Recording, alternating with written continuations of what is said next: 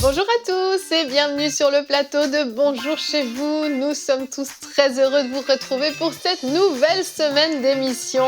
Aujourd'hui, notre thème du jour est découvrez les bienfaits du parler en langue.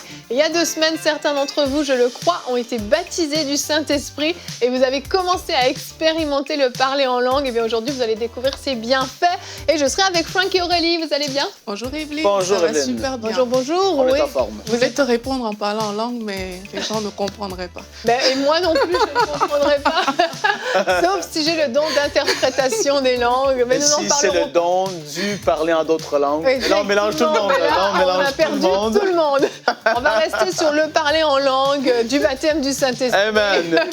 On va rester là-dessus aujourd'hui, mais on pourra en parler dans une autre émission. Eh oui. Frank, on va rester sur notre thème avec toi. Tu vas faire un pasteur, j'ai une question aujourd'hui. Tu vas répondre à une question de Maryse Grande question. Canada. Est-ce que c'est le Saint-Esprit qui choisit mes sujets lorsque je prie en langue? Super bonne question. Oui, c'est une bonne question. Ça me fait creuser quand même. Ah ouais, j'imagine. Hein. Et puis voilà, j'ai une réponse de près.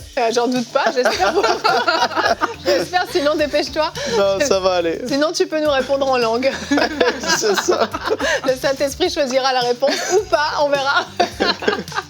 Et Nadine va nous rejoindre en fin d'émission pour nous présenter notre livre de la semaine. Aujourd'hui, c'est un livre de Kenneth Hagin, Les langues après le jour de la Pentecôte. Je pense que Kenneth Hagin est quand même, on peut dire, un expert dans le domaine. Ouais. Je ne sais pas si vous avez déjà vu des vidéos de lui de l'époque, mais il avait, disons, une bonne relation avec le Saint-Esprit, on peut dire. Je vous encourage à aller regarder sur YouTube certaines vidéos. C'est original. Ouais, ça peut te déstabiliser quand t'es pas habitué. C'est pas habitué. C'est original, vous en ferez votre avis. Moi, j'aime trop. Je sais que t'aimes trop. Et Aurélie, en fin d'émission, tu vas nous partager un témoignage. Oui, Elisheba qui a demandé au Saint-Esprit d'avoir une dose de lui. Et on va voir ce que cette dose a produit dans sa vie. Ah, génial, génial. Et Aurélie, on reste avec toi pour la pensée du jour.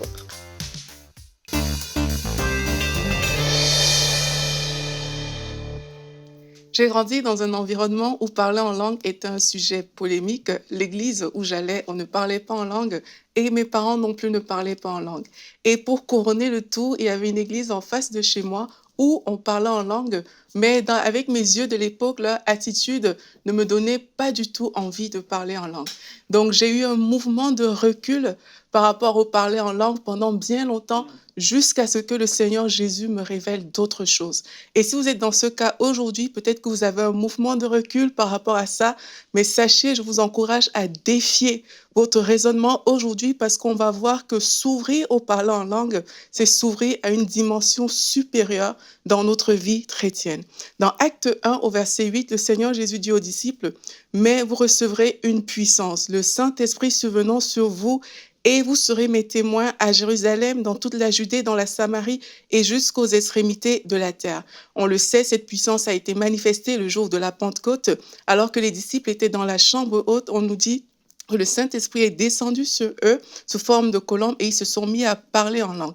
En fait, c'est par cette puissance que les disciples ont été capables d'être des témoins de Christ, comme le Seigneur Jésus l'a mentionné. En fait, s'ils n'avaient pas besoin de la puissance du Saint-Esprit qui s'est accompagné ce jour-là par le parler en langue, Jésus ne leur aurait tout simplement pas demandé d'attendre. Donc, si Jésus l'a fait, c'est parce qu'il sait que c'est trop important pour la vie chrétienne. L'intelligence humaine est trop limitée lorsqu'il s'agit d'être un témoin de Christ, et ce, même si vous connaissez toute la Bible. L'intelligence à elle seule ne suffira pas pour vivre le plan parfait de Dieu. Paul a longtemps fonctionné avec son intelligence. Paul maîtrisait les Écritures, il était sûr qu'il était sur le bon chemin, et jusqu'à ce que Jésus, en fait, le rattrape sur la route de Damas. Et c'est ce même Paul qui a écrit dans 1 Corinthiens 14, « Je rends grâce à Dieu parce que je parle en langue plus que vous tous. Et c'est Paul qui a expliqué aussi la marche par l'Esprit. Et dans Romains 8, à partir du verset 26, il nous explique que de même, le Saint-Esprit nous aide dans notre faiblesse, car nous ne savons pas ce qu'il convient de demander dans nos prières. Mais l'Esprit lui-même intercède par des soupirs inexprimables. Et il nous explique aussi que c'est le Saint-Esprit dans ce passage qui sonde le cœur, il connaît la pensée de Dieu et il intercède en fait selon Dieu en la faveur des saints. En fait, ce que Paul nous explique dans Romains 8, versets 26 à 28, il dit que, on ne sait pas comment prier. Lorsqu'on prie en langue, le Saint-Esprit se sert de ce langage pour intercéder et prier la volonté parfaite de Dieu. C'est un langage que Dieu comprend. Et alors qu'on fait ça, on est sûr que toute chose va concourir en notre faveur, comme c'est écrit dans Romains 8 au verset 28. Donc, si vous voulez vivre une vraie vie chrétienne, vous ne pouvez pas fonctionner uniquement avec votre intelligence. Votre intelligence a besoin de coopérer avec l'Esprit de Dieu. Donc, je vous encourage vraiment à ne pas vous limiter au niveau de votre vie chrétienne, mais à aller dans cette dimension supérieure de la vie chrétienne par le parler en langue. Amen, Yes. amen. Le parler en langue, c'est extraordinaire Ouais, quand c'est on puissant. le vit. Moi, ça a changé ma vie de Ouais. prière, mais radicalement. Et quand tu commençais la pensée, le but n'est pas forcément de convaincre absolument les gens que le parler en langue est une bonne chose, mais je me suis souvenue d'une histoire et je crois qu'il faut que je la partage. C'était un frère qui était vraiment réfractaire au parler en langue, mais vraiment, c'était pas juste non, c'est pas pour moi. Il était fermé, puis il était toujours en confrontation avec ceux qui priaient en langue, qui parlaient en langue. Et puis un jour, il a dit à un autre frère, lors d'un débat animé, comme il en faisait souvent, il a dit Dieu lui-même saura me confondre si j'ai tort. Eh bien, Dieu n'a pas attendu. Le soir même, il était sous la douche. L'onction du Saint-Esprit est tombée sous la douche. Il s'est mis à parler en langue lui-même, comprenait pas ce qui lui arrivait. Et le Seigneur l'a vraiment confondu comme il l'avait dit. Et j'aime vraiment comment Dieu fonctionne avec nous, en fait. C'est qu'il veut le meilleur pour nous. Oui. Pourquoi?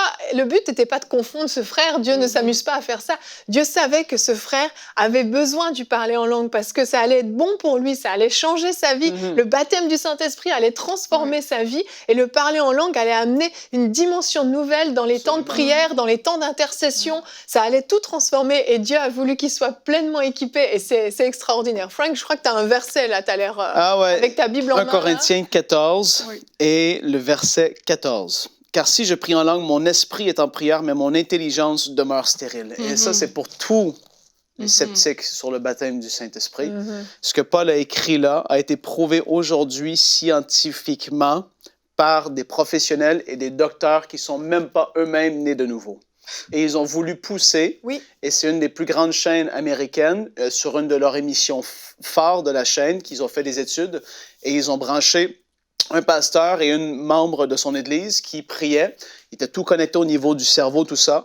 Et puis, il disait, OK, pasteur, prie. Et là, Seigneur, je te remercie pour ce docteur qui fait cette étude. Et tu voyais toute l'activité cérébrale. Et là, il dit, OK, parle en langue. Brasso mande baracaro mondo.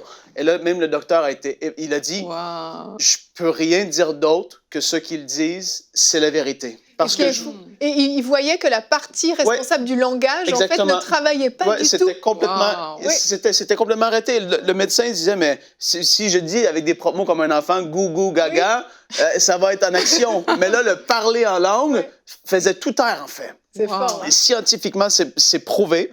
Et si on n'a pas besoin, c'est par la foi qu'on le fait premièrement, mais pour les gens, c'est la réalité. Mais dans Jude, le verset 20, ça c'est tellement fort. Jude, verset 20, la parole dit, pour vous, bien-aimés, vous édifiant vous-même sur votre très sainte foi en priant par le Saint-Esprit. Et ce mot-là, édifiant, vous édifiant, ça parle de bâtir dessus, finir la structure par laquelle la fondation a déjà été posée, donner un accroissement constant. Wow!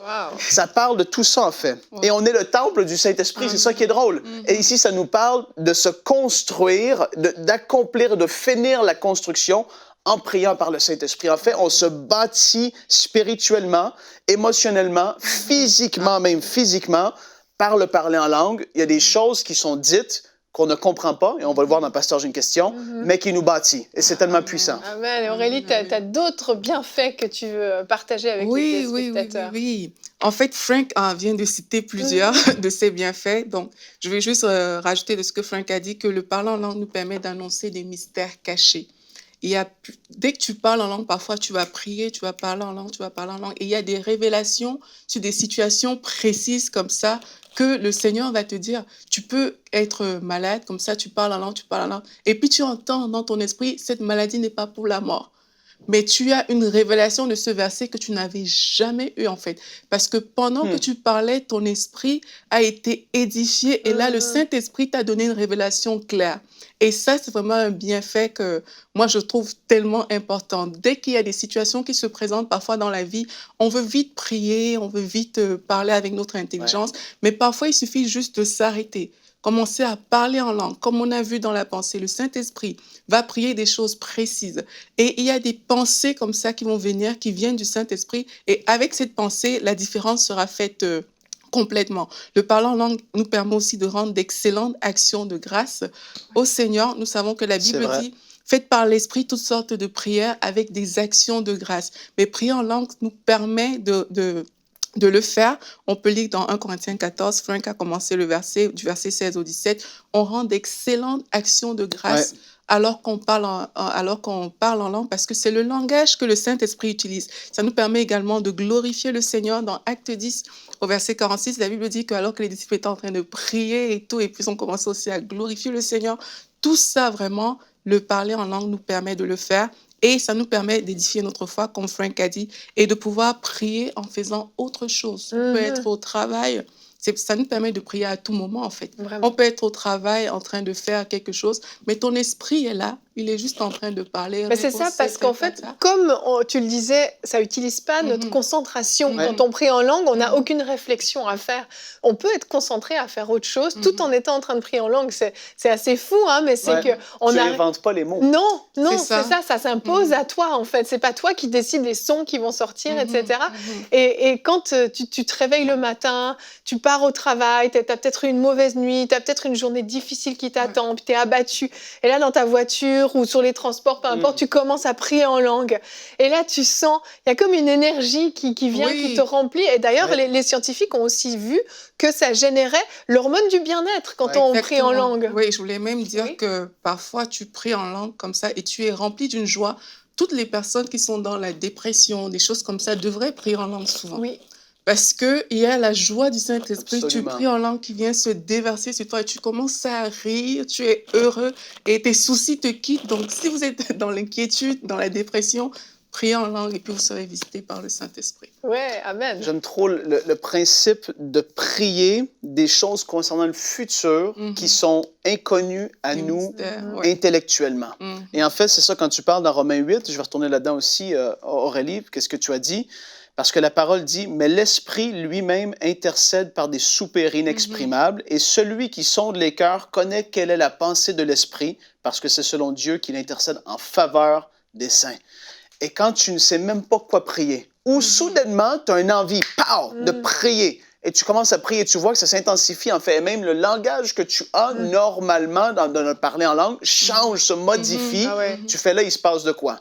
Parce que c'est ce qui se passe en fait. Quand tu pousses plus loin, c'est pas juste une histoire de 1 seconde, 2 minutes par jour. Quand tu intercèdes en langue, soudainement, waouh, il y a des choses. Et quand ça parle de soupir inexprimable, c'est ce que tu vis en fait. Ça devient profond et l'Esprit intercède en faveur des saints. C'est même pas juste toi, ça peut être pour d'autres gens qui sont sur le point de vivre une catastrophe. Il y a toutes sortes de choses, mais l'Esprit le connaît, l'Esprit le sait, et il intercède en faveur de ceux qui aiment Dieu. Et Dieu le sait parce que Dieu, qui sonde les cœurs, connaît toutes choses. Amen. C'est tellement extraordinaire. Ça dépasse l'intelligence humaine. C'est extraordinaire. Si je peux faire un petit témoignage, je me rappelle, un jour, je suis sortie et j'ai failli avoir vraiment un accident très grave parce que notre voiture s'était retournée sur l'autoroute. On était en Belgique, c'était l'année dernière. Et quand j'ai raconté ça à mon petit frère, il m'a dit, je comprends pourquoi dès que tu as quitté la porte, j'ai senti comment la présence de Dieu est descendue sur moi. J'ai commencé à prier en langue jusqu'à ce que j'ai la paix. Et il était convaincu que le Seigneur était en train de le faire intercéder pour cette situation. Donc, quelquefois, c'est aussi ça, c'est que le Saint-Esprit descend sur nous, on commence à parler en langue, et comme Frank a dit, on prie des choses en faveur des saints, et il y a des situations comme ça qui se décantent dans la vie des gens. Amen, amen. Et c'est une merveilleuse transition pour le pasteur. J'ai une question, mais je vais afficher notre verset du jour avant ça, Frank, et on reste dans 1 Corinthiens 14, qui est vraiment le chapitre par excellence du parler en langue. En effet, celui qui parle en langue ne parle pas aux hommes, mais à Dieu, car personne ne le comprend. Et c'est en esprit qu'il dit des mystères. Et on l'a évoqué un petit peu dans la discussion de ces mystères qu'on peut évoquer. Mais Frank, clairement, Marie se pose cette question, puis elle est excellente. Est-ce que c'est le Saint-Esprit qui choisit mes sujets lorsque je prie en langue? Et c'est important de comprendre parce qu'on a parlé d'intercession, on a parlé quand même de temps de prière, mais on ne sait pas toujours ce qu'on dit. Mais donc le Saint-Esprit nous impose des sujets, Frank? Ben, c'est pas qu'il va nous imposer. En fait, je vais reprendre 1 Corinthiens 14, 2 qui dit justement, celui qui parle en langue ne parle pas aux hommes, mais à Dieu, car personne ne le comprend. Et c'est en esprit qu'il dit des mystères. Donc là, on voit ici que c'est des mystères. C'est comme, je veux pas dériver, mais c'est comme le don des langues d'un Corinthiens 12, c'est autre chose. Mais la parole dit qu'on peut interpréter les langues qui peuvent être données. Et c'est pas une traduction, c'est une interprétation. C'est-à-dire qu'on peut pas, mot pour mot, savoir ce que l'Esprit de Dieu dit. On peut interpréter ou on peut comprendre, avoir une pensée de où est-ce que l'Esprit s'en va, mais ça va être difficile d'aller mot pour mot. Et puis, pour le fait de choisir nos sujets, moi, c'est comme ça que je commence mes temps de prière. Normalement, je vais commencer à prier en langue. Et puis, je vais souvent ressentir une certaine direction par rapport à ce que je prie. Je suis juste là et c'est comme, entre guillemets, je me réchauffe. Je suis en train de... Et puis là, soudainement, tu pries en langue et tu pries en langue. Et là, tu peux avoir dans tes pensées la pensée de « j'ai jamais prié pour les personnes âgées de ma ville », mais soudainement, tu te mets, avec ton intelligence, à commencer à prier pour les personnes âgées de ta ville. Tu te dis « mais qu'est-ce que c'est ce truc? Parce que j'ai jamais pensé à ça. » Mais l'Esprit t'a poussé à intercéder en langue. Et là, même avec ton intelligence, tu as saisi un peu la pensée de où l'Esprit voulait aller et tu as continué dans cette direction. C'est-à-dire que le Saint-Esprit va prier des choses qu'on ne comprend pas intellectuellement. Parfois, on ne sait pas quoi prier et la prière en langue, c'est parfait parce que justement, souvent, on arrive au bout de nos mots, Marie, quand on prie avec notre intelligence, on a dit « Merci Seigneur pour mon mari, ma femme, mon Église, Alléluia ». Et là, on se dit « Mais qu'est-ce que je vais prier ce soir? » Et là, tu commences à prier en langue. Et l'Esprit de Dieu va commencer à intercéder. Tu vas voir, comme je dis, les langues vont changer. Souvent, quand tu es dans une intercession forte, tu vois que ton parler en langue va même, entre guillemets, évoluer ou changer parce que l'Esprit de Dieu est en train de travailler quelque chose de très fort, en fait. Pour ce qui est de choisir les sujets de prière, tu ne vas pas dire « Je vais prier pour mon oncle aujourd'hui ». Mando bra seka roma layate. C'est pas comme ça, en fait. Ouais. C'est pas, il faut nuancer la chose. C'est l'inverse, en fait. Exactement. L'Esprit de Dieu va nous pousser à prier en langue et soudainement, on va saisir que, wow, je suis dans cette dimension-là d'intercession. En fait, là, tu peux continuer avec ton langage naturel, mais c'est l'Esprit de Dieu qui va conduire dans une direction.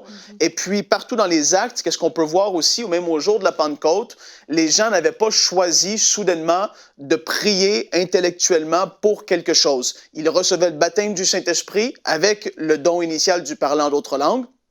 Mais après ça, on ne peut pas voir dans la parole de Dieu spécifiquement qu'ils choisissaient ou qu'ils étaient ensemble, les disciples, prions pour Paul qui s'en va là-bas. Et là, soudainement, ils se mettaient à prier en langue comme ça. C'est pas comme ça que ça fonctionne. Donc, l'Esprit de Dieu, c'est lui qui dirige, qui conduit, qui inspire au travers des langues. Mais c'est pas toi qui dis, on va prier en langue pour ça aujourd'hui. C'est pas forcément comme ça que ça marche. Donc, j'espère que j'ai été clair parce que c'est un peu oui et non. L'Esprit nous conduit, mais clairement, dans la parole de Dieu, on peut pas voir que on choisit et puis là, on prie en langue pour quelque chose. C'est pas forcément comme ça que ça fonctionne. Oui. Donc, voilà un peu. J'avais d'autres versets, mais là, mon temps est arrivé à la fin. Mais c'est un peu ça la réponse. Donc, est-ce que c'est lui qui choisit mes sujets de prière? Oui, il va nous diriger dans une direction, mais c'est pas nous qui allons dire. Ou aussi, je vais terminer rapidement en disant, si tu commences à prier pour ton oncle ou ta tante ou peu importe qui et tu dis « Seigneur, je te remercie pour lui, je te prie de le bénir, je te remercie parce que tu fais de lui un homme et une femme de Dieu extraordinaire. » Et là, tu commences et tu pries et là, soudainement, tu vas sentir que l'Esprit va te pousser, si on veut le dire comme ça, à prier en langue. Là, ça peut certainement aller dans cette direction-là. Mais tu ne pourras pas savoir exactement ce qui est dit, ce que l'Esprit est en train de faire naître au travers de ta prière en langue, ce que Dieu va recevoir. Ça, on ne peut pas le savoir non plus parce que c'est des mystères qu'on prie Et puis après ça, ben, c'est Dieu qui va agir au travers de ce qu'on va avoir prié. Donc voilà un peu comment que ça se passe. Ça me fait penser à une chose qui m'est arrivée une fois rapidement, qui illustre bien ce que tu disais. J'étais dans une conférence, c'était une des premières fois que vraiment j'arrivais à savoir ce que je pouvais dire en fait en parler en langue, sans l'interprétation, hein, mais juste je le savais. On était à une conférence, puis en fait pendant la conférence, on nous a dit commencez à prier pour votre pays. Donc on a commencé à prier et tout, puis moi j'ai senti que le parler en langue était en train de monter, donc j'ai laissé couler. Et j'avais un parler en langue très différent, très spécifique, et j'avais ma main qui était comme ça, c'était très fort, j'étais en train de déclarer des choses.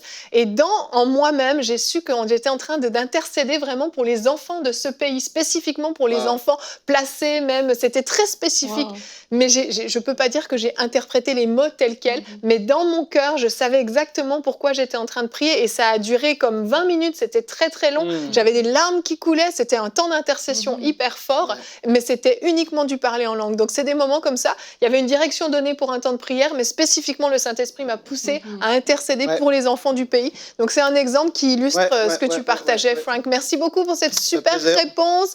Si, comme Maryse, vous vous posez des questions, vous pouvez nous écrire à l'adresse pasteur.emcitv.com. Nous allons te quitter, Frank, parce que tu vas laisser ta place à Nadine pour la rubrique Culture et Médias qui vient de nous présenter le livre de la semaine.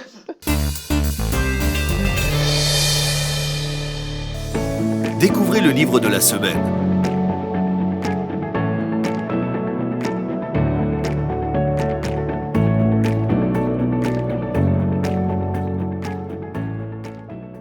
Bonjour Nadine. Bonjour Evelyne, bonjour Aurélie. Ça va bien? Ça va très bien vous? Ça va très bien, merci. Tu nous présentes un bon livre aujourd'hui, un classique, je pense, pour lui parler en langue. Un bon livre bien costaud, bien intéressant de Kenneth Hagin. Les langues après le jour de la Pentecôte. Et si vous écoutez Bonjour chez vous, Culture et Médias, de temps en temps, nous présentons des livres de Kenneth Hagin. Oui, de temps en temps. De temps en temps, voilà. Il faut dire qu'il a écrit beaucoup de très bons livres. Oui, beaucoup de très bons livres. Et je trouve que beaucoup qui sont une bonne base, en fait, de la vie chrétienne, de comprendre des choses. Et ce livre ici est un excellent livre par rapport au parler en langue. Le Saint-Esprit et le parler en langue. Il vient expliquer les objections communes par rapport au parler en langue. Aurélie en a parlé dans sa pensée, au début de sa pensée. Il vient vraiment expliquer avec la parole de Dieu comment est-ce que le parler en langue est venu, c'est quoi la différence entre être rempli et le baptême du Saint-Esprit et toutes ces choses-là, en parlant de Actes, quand les 120 personnes ont reçu les langues, mais après aussi à Samarie, à Éphèse, 20 ans plus tard, expliquer vraiment ce que c'est le parler en langue. Il vient aussi parler que c'est un moyen d'édification, comme on a parlé pendant la discussion, un moyen surnaturel de s'adresser à Dieu. Et aussi, ce que j'aime bien, c'est qu'il vient aussi expliquer les malentendus concernant le parler en langue, parce qu'il y a beaucoup de personnes aussi qui ont des objections par rapport au parler en langue, qui ont des questions, qui se disent, attends, est-ce qu'il faut que j'attende? Est-ce que, comme un peu la question que Maryse a posée, ou d'autres questions aussi, et il vient vraiment bien expliquer, il prend vraiment son temps. Et c'est ça que j'aime avec les livres de Kenneth Hagin, c'est qu'il t'explique étape par étape, il te prend un verset, il te les décortique, et tu peux vraiment bien recevoir ce qu'il dit. C'est un très bon enseignant. C'est un excellent enseignant. Et il dit ici, en fait, les langues sont principalement destinées à édifier le croyant pour son bien-être personnel, un peu comme Paul l'a dit dans 1 Corinthiens 14, verset 4. Et puis, il parle de la valeur du parler en langue. C'est un livre vraiment qui vient vous encourager. C'est pour tout le monde. Et je parlais avec une personne qui avait aussi lu ce livre récemment et qui me disait, en fait, qu'après avoir lu le livre, il y a une soif du parler en langue qui est venue en elle. Elle a vraiment compris les bénéfices, en fait, les bienfaits, comme cette émission le dit, du parler en langue. Alors, je vous encourage à vous le procurer. Les langues après le jour de la Pentecôte de Kenneth Hagin, c'est disponible sur la boutique inspiration.com. Merci Nadine, merci beaucoup. Et nous allons enchaîner avec la rubrique témoignages.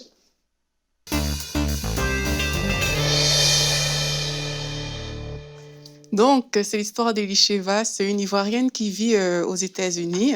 Elle nous a fait une vidéo qu'on peut regarder tout de suite. Coucou, je m'appelle Elisheva, je viens de Côte d'Ivoire et j'aimerais vous faire part du témoignage suivant. Je regardais l'émission Prière inspirée et en particulier c'était le thème de la prière en langue et le baptême du Saint-Esprit avec Audrey Mack. Et j'étais au dernier épisode, vers la fin, Audrey avait dit qu'elle allait prier pour les spectateurs pour qu'ils soient baptisés du Saint-Esprit. Alors ça faisait plusieurs années longtemps que j'étais déjà baptisée du Saint-Esprit, que je prie en langue régulièrement. Mais à ce moment-là, j'ai dit au Saint-Esprit que je sais que je suis déjà baptisée, mais j'en prendrais volontiers une nouvelle dose de ton esprit. Alors Audrey a prié et après ça, Jérémie et elle ont commencé à prier en langue et je me suis joint à eux. Et 1 minute plus tard, c'est comme s'il y avait une bulle remplie de la joie du Saint-Esprit qui a éclaté sur moi.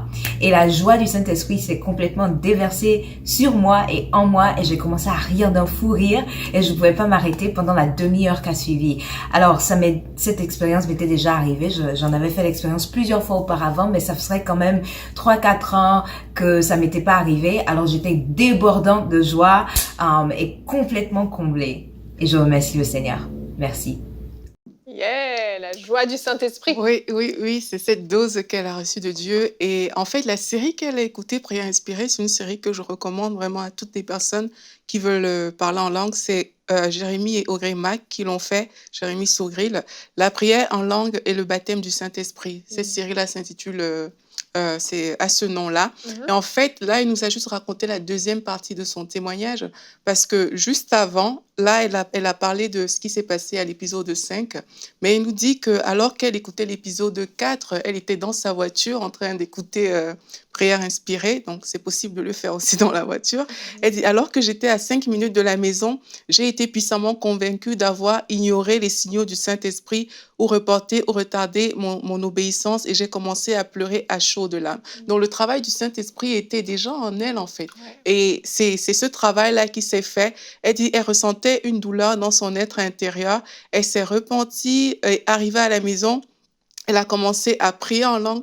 Plus je priais en langue, plus je ressentais une diminution de la douleur que je ressentais à l'intérieur. Et à la fin, je me suis sentie pardonnée, légère, libre, comme s'il y avait un gros fardeau qui avait été relâché. Wow. Donc ça, c'est ce qui s'est passé avant même qu'elle ne suive la 5e émission où elle a demandé au Saint-Esprit une nouvelle dose. Donc oui, comme je disais en tout début, il y a peut-être des fardeaux dans les cœurs, il y a peut-être des choses, même des gens qui ont des difficultés à pardonner certaines personnes qui gardent des choses dans leur cœur. Vraiment, prier en langue, ça libère. Et c'est ce que j'encourage toute personne à faire. Je bénis Elisheva pour son témoignage. Yes, merci beaucoup Elisheva. Si vous aussi, vous avez des témoignages à nous partager en lien avec la chaîne EMCI TV, vous pouvez nous écrire. Allez simplement remplir le formulaire qui est sur emcitv.com/témoignage. Et on se fera un plaisir de pouvoir, Aurélie se fera un plaisir de pouvoir partager votre témoignage lors d'une prochaine émission. En tout cas, le témoignage d'Elisheva, moi, me donne envie de demander aussi une nouvelle dose du Saint-Esprit. Et oui, le baptême du Saint-Esprit n'est pas l'aboutissement, c'est vraiment au contraire le début d'une relation, d'une intimité avec le Saint-Esprit. Et le Saint-Esprit peut revenir nous visiter, peut revenir vraiment nous toucher dans les profondeurs de notre être. Il y a tout un travail qui peut être fait encore en nous, mais je veux vous encourager à utiliser ce don extraordinaire qu'est le parler en langue, que vous avez reçu certainement, je le crois. Et si vous ne l'avez pas reçu, il y a plusieurs émissions sur AMCI TV où vous pouvez être baptisé du Saint-Esprit. On prie pour vous et même l'émission il y a 2 semaines, on avait prié pour vous pour que vous soyez baptisés du Saint-Esprit. Vous pouvez aller la retrouver ou toutes nos émissions, vous pouvez les retrouver en replay sur emcitv.com. Vraiment, je vous invite à ne pas vous priver de ce don extraordinaire du parler en langue et à l'utiliser au maximum parce que ce que vous allez vivre va transformer votre vie, va transformer votre être intérieur. Vous allez vraiment vivre une restauration intérieure même alors que vous priez en langue. Je crois vraiment que certains, vous allez vivre des choses très très fortes au niveau du pardon également. Il y a des choses que vous n'arrivez pas à pardonner alors que vous allez prier en langue, vous allez sentir de l'amour dans votre cœur jaillir pour la personne que vous devez pardonner. Vraiment, ne méprisez pas ce don extraordinaire. Merci à vous mesdames, on se retrouve demain. Notre thème sera la guérison, c'est l'idée de Dieu. Nous aurons un invité avec nous qui est déjà venu sur ce plateau, c'est Olivier Waro que vous connaissez certainement bien. Il va venir nous partager son cœur pour la guérison divine et surtout le cœur de Dieu pour la guérison divine. Donc on se retrouve demain. Merci à vous tous de nous avoir suivis et bonjour chez vous.